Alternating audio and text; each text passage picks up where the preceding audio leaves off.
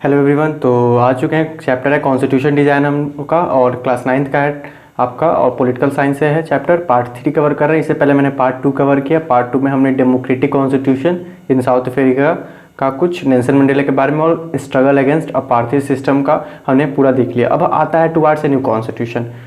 Towards a new constitution, और आपने अगर प्रीवियस वीडियो नहीं देखा तो उसे एक बार जाकर चेक कीजिएगा, देख लीजिएगा, क्योंकि वो देख के आइएगा तो ये बहुत अच्छा समझ में आएगा। अब आते हैं यहाँ टॉपिक पे। देखो, टुवार्ड्स से न्यू कॉन्स्टिट्यूशन। साउथ अफ्रीका में अब क्या हुआ, एक तरह से नया कॉन्स्टिट्यूशन बनने लगा। यानी एक तरफ कह सकते हो कि इतना स्ट्रगल हुआ है, स्ट्रगल के बाद क्या हुआ, जो ब्लैक पीपल था उनकी जीत हुई, एक तरह से जीत हुई, और लास्ट में जाकर क्या एक कॉन्स्टिट्यूशन की तरफ वो लोग आ रहे हैं। तो बहुत सा हमने प्रीवियस वीडियो में आपका स्ट्रगल देखा था, उसमें क्या होता, बहुत ज़्यादा स्ट्रगल हुआ था। मतलब जो ब्लैक पीपल थे उन्होंने एक तरह से पार्टी भी फॉर्म किया था, पार्टी फॉर्म किया, उसके बाद उन्होंने क्या किया, बहुत सारे स्ट्राइक, प्रोटेस्ट, मतलब एवरीथिंग उन्होंने किया जितना हो सकता है उनसे, और उन्होंने किया जिसका एक तरह से वाइट गवर्नमेंट ने उनको बहुत किलिंग भी किया और टॉर्चरिंग भी किया, क्योंकि वो बहुत ज़्यादा प्रोटेस्ट कर रहे थे।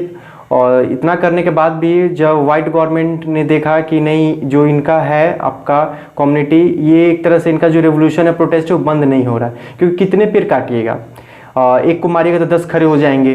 तो उसी तरह वहाँ चल रहा था। वाइट गवर्नमेंट तो क्या ये आपका किलिंग कर ही रहा था, टॉर्चरिंग कर ही रहा था, लेकिन जो ब्लैक थे वो हटने वाले नहीं थे, वो टस से मस नहीं हो रहे थे। वो कहते नहीं, हमें तो चेंजेस चाहिए, तो चेंजेस चाहिए, हम तो इस सेग्रेगेशन के खिलाफ हैं, तो खिलाफ हैं। तो इसी के कारण क्या हो, जो व्हाइट गवर्नमेंट ने रियलाइज कर लिया कि अब हम ज़्यादा दिन तक गवर्नमेंट में नहीं रहेंगे। इसके लिए उन्होंने क्या किया, अपने पॉलिसी को चेंज कर दिया। पॉलिसी को चेंज कर दिया, यानी कह सकते हो कि जो जितने भी सेग्रेगेशन पॉलिसी थे उसको हटा दिए।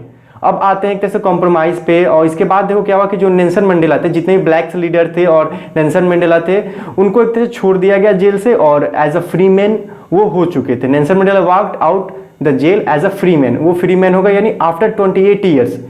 जेल से कम 28 साल उन्होंने जेल में स्पेंड कर दिया है। यहाँ 28 ईयर्स बहुत ज़्यादा होता है, 28 ईयर्स उन्होंने जेल में ही बिताए हैं। आपके एक उस रॉबिन आइलैंड पे, जो आइलैंड्स था वहाँ का आइलैंड, जो वहाँ जेल था, उस पर उन्होंने बिता दिया। और इन पे एक अगर आप 10th में जाइएगा तो इन पे एक चैप्टर भी है, the long walk to the freedom, आपका नेल्सन मंडेला पे, आपको इंग्लिश में आपको चैप्टर ये मिलेगा। तो यहाँ क्या, वो जेल से छूट गए। और फाइनली देखो क्या हुआ कि एट मिडनाइट ऑफ 26 अप्रैल 1994 में, यानी कह सकते हो मध्य रात्रि में, और आपका 26 अप्रैल 1994 में ही जो नेशनल फ्लैग था साउथ अफ्रीका का, उसको बना दिया गया और एक तरह से लहरा दिया गया पूरा। और एक संदेश जा रहा था कि नया डेमोक्रेसी, नए लोकतंत्र आपके वर्ल्ड में आ चुका है। यानी एक तरह से मैसेज दिया जा रहा था कि अब जो साउथ अफ्रीका है वो भी डेमोक्रेटिक है, वो भी डेमोक्रेटिक कंट्री है। और इसी के साथ जो अपार्थाइड जो सिस्टम चला था वो इंड हो गया, और एक नया कह सकते हो कि मल्टी रेशियल गवर्नमेंट बोल सकते हैं। पहले रेशियल गवर्नमेंट था, अब मल्टी रेशियल है, यानी सभी जाति की ये सरकार है, एक जाति को प्रिफेयर नहीं कर रहा है, सभी जाति के ये सरकार है। और अब आता है इसी पे आपका एक नेल्सन मंडेला का स्टेटमेंट, जिसको मैं बताऊंगा कि नेल्सन मंडेला, इसके बाद उनका एक स्टेटमेंट था कि आपका, देखो नेल्सन मंडेला ने लास्ट में आकर एक अपना स्टेटमेंट दिया। उनका स्टेटमेंट था कि हम लोग एक तरह से बहुत हिस्टोरिकल एनिमीज थे, यानी ब्लैक और वाइट बहुत ही एक तरह से हिस्टोरिकल एनिमीज थे। इतिहास से ही क्या हुआ, स्टार्टअप से ही उनके साथ भेदभाव हो रहा था, और इसी कारण वो जो आज इस जगह पे आए हैं, कॉम्प्रोमाइज़ कर रहे हैं, एक कह सकते हो कि अच्छे लोकतांत्रिक का वो लोग निर्माण करने जा रहे हैं, और वो आपस में सहमत भी हैं कि हम इस नए लोकतांत्रिक का निर्माण करें, क्योंकि दोनों एक दूसरे पे डिपेंड थे। क्योंकि ब्लैक और वाइट जानते थे अपने कैपेबिलिटी को, एबिलिटी को। अगर इसी तरह चलता रहा तो ना कंट्री डेवलप होगा, ना को ये आपका एडमिनिस्ट्रेशन डेवलप होगा, यानी कुछ नहीं। साउथ अफ्रीका जहाँ से जीरो से रहेगा वहीं से रहेगा। तो इसलिए उन्होंने साथ मिलकर चलना सीखा। और रीज़न भी क्या था, अगर सिंपली हम लोग बोले तो इससे पहले ब्लैक को, ये वाइट को नहीं समझ में आ रहा था। यानी जब रेवोल्यूशन हुआ, जब 28 साल इन्होंने जेल में बिताया, जब स्ट्राइक किए, बहुत किलिंग हुआ, तब जो वाइट पीपुल थे वो मान रहे थे कि नहीं, हम लोग को साथ मिलकर चलने से उन्नति होगी, ये अब मान रहे हैं। यानी देखो, इतना याद रखो, पहले रेवोल्यूशन करना पड़ता है, रेवोल्यूशन के बाद ही वो आपस में नेगोशिएट करते हैं, वो लोग साथ में कहते हैं कि नहीं, साथ में चलना ही हमारी क्या है, कंट्री का डेवलपमेंट है। लेकिन पहले उनको इस समझ में बात नहीं आ रहा था, इतना रेवोल्यूशन होने के बाद उनको समझ में आया।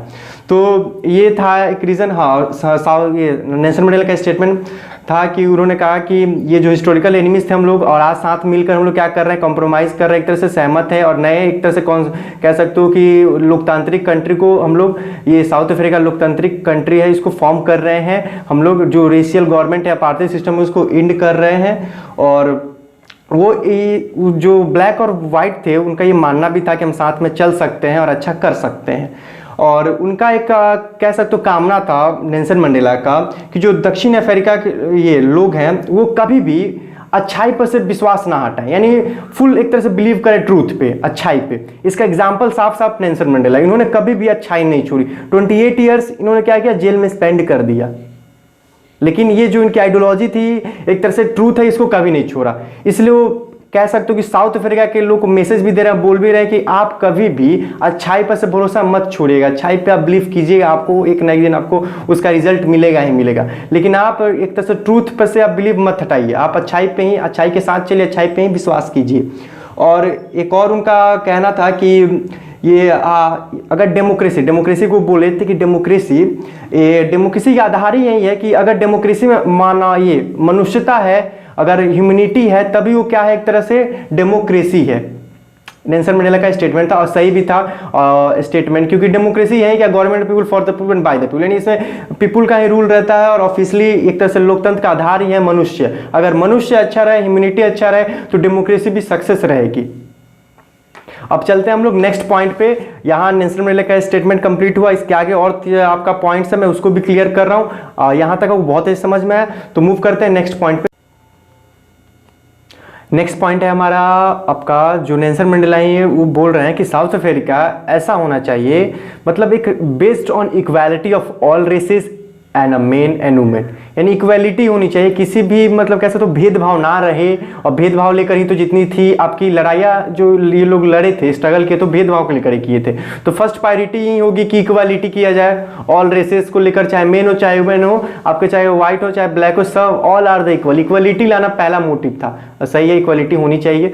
सेकेंड है कि वो चाहते थे कुछ डेमोक्रेटिक वैल्यूज को देना, and social justice and human right, ये सब को भी क्या करें, इसके बेसिस पे भी क्या करें, हमारा साउथ अफ्रीका फॉर्म हो, यानी डेमोक्रेटिक वैल्यूज को प्रायोरिटी दिया जाए, सोशल जस्टिस हो और ह्यूमन राइट्स भी मिले, यानी ह्यूमन को भी राइट्स मिले।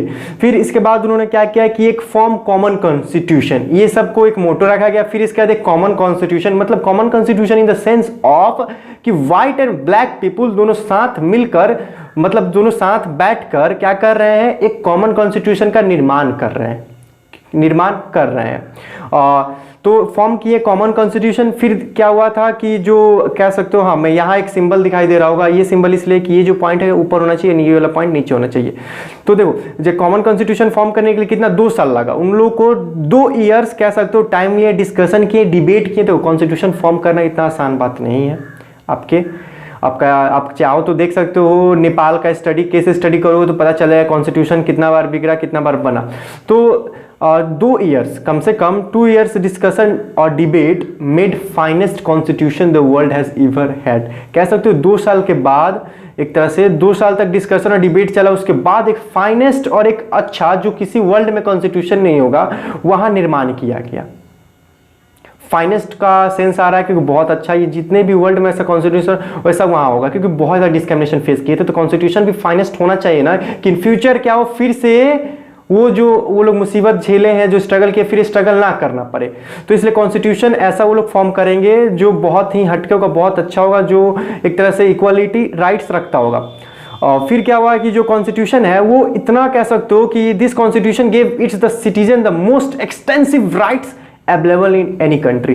कह सकते हो इतना एक्सटेंसिव राइट्स दिया जा रहा है जो कोई भी दूसरे कंट्री में उतना ना मिलता हो। शायद हमारे यहाँ भी उतनी राइट्स ना हो जितनी कि आपके कोई साउथ अफ्रीका में हो। अब बात आता है कि नहीं, हमारे यहाँ तो बहुत राइट्स, फंडामेंटल राइट्स दिए गए, लेकिन नहीं, यहाँ जो सेंस आ रहा है आपका कहने का मतलब कि बहुत ही एक्सटेंसिव राइट जो हमारे यहाँ भी ना हो, वहाँ सबसे ज़्यादा हो। तो उसके लिए हम लोग यहाँ सिंपली कह सकते हो साउथ अफ्रीका कॉन्स्टिट्यूशन का ओवरव्यू ले रहे हैं, समझ रहे हैं कॉन्स्टिट्यूशन कैसा है और किस मोटो को लेकर फॉलो कर रहा है। हमें पता चल रहा है कि हाँ डेमोक्रेटिक कॉन्स्टिट्यूशन है, हाँ वो मे बी इंडिया से बहुत ज़्यादा वहाँ क्या कह सकते हो कि एक्सटेंसिव राइट्स अवेलेबल है, क्योंकि डिस्क्रिमिनेशन बहुत ज़्यादा फेस करना पड़ा।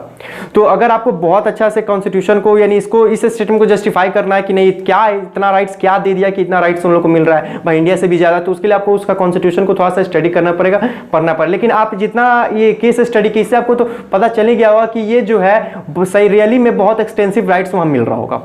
फिर आगे नेक्स्ट पॉइंट आता है यहाँ, they agreed that everybody should become a part of solution. वो साथ मिलकर एक ये भी लोग सोचे कि देखो जो जितने भी हैं वो एक तरह से कोई कंट्री के पार्ट है, ब्लैक हो या व्हाइट हमारे कंट्री के ही पार्ट है, और वो किसी भी एक तरह से प्रॉब्लम के वो सोल्यूशन है। यानी दे एग्रीड दैट एवरीबडी, वो एक तरह से एग्री हुए कि हम सभी क्या है एक पार्ट ऑफ द सोल्यूशन है, यानी इस सोल्यूशन के हम लोग सभी पार्ट हैं।